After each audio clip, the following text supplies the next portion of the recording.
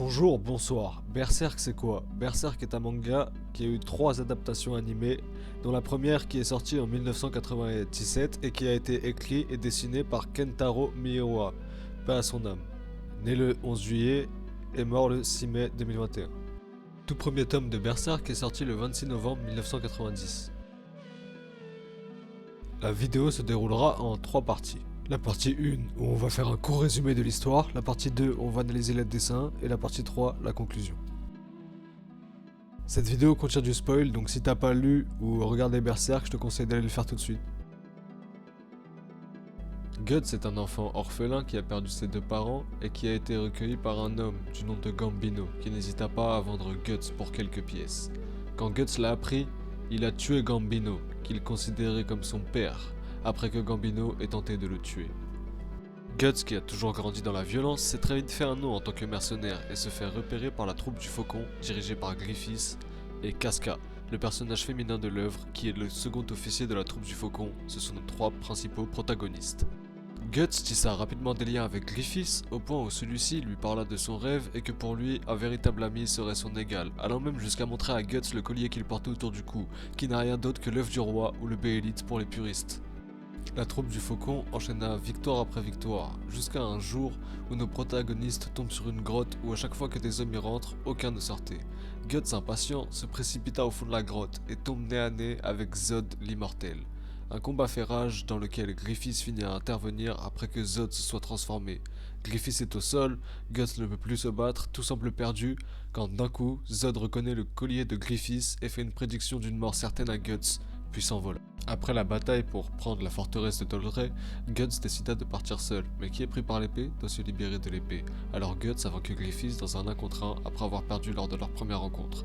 Griffiths, fou de rage, s'est fait capturer par le roi après avoir fait des galipettes avec sa fille. Pendant l'absence de Guts et Griffiths, c'est Casca qui prend les rênes de la troupe, jusqu'à ce que Guts ait retrouvé la troupe un an après la capture de Griffiths pour faire une mission sauvetage. Mais une fois Griffiths retrouvé, les tendons de ses mains et de ses pieds étaient coupés, sa langue était coupée aussi, et il avait perdu énormément de poids. Il était méconnaissable.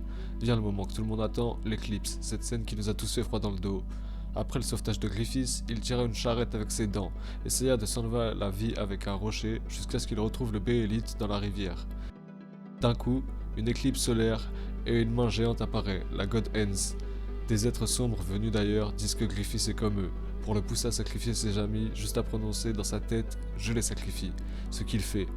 Toute la troupe se retrouve alors avec la marque du sacrifice. Ils se font tous tuer un par un sauf Guts et Casca, qui sont en couple depuis le départ de Griffiths. Alors Griffiths prit Casca avec son nouveau pouvoir et commença à la V devant Guts, impuissant car un monstre lui mordait les bras. Et fou de rage, Guts se coupa le bras pour sauver sa bien-aimée, mais ça n'a pas suffi. Il a fallu attendre que Skull Knight vienne les sauver in extremis.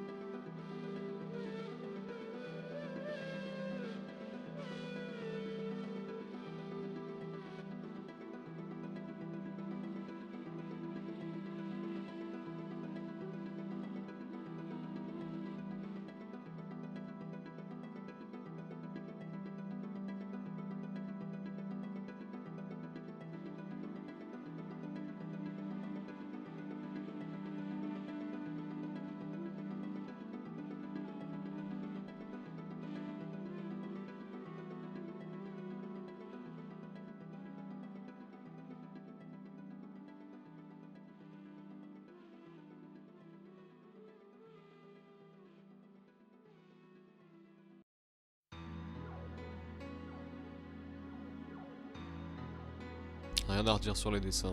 Du coup, je vais vous laisser en profiter parce qu'ils sont vraiment magnifiques. Petite musique pour accompagner, tu connais.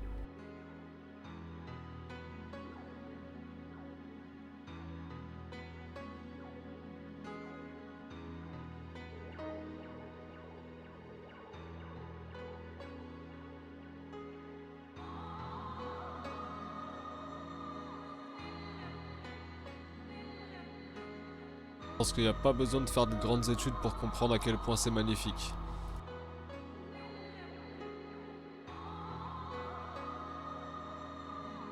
Berserk est autant apprécié pour son scénario mélangeant trahison, amour et barbarie sur les champs de bataille que pour ses dessins ultra détaillés qui ont le don de faire bégayer les animateurs de Berserk 2016.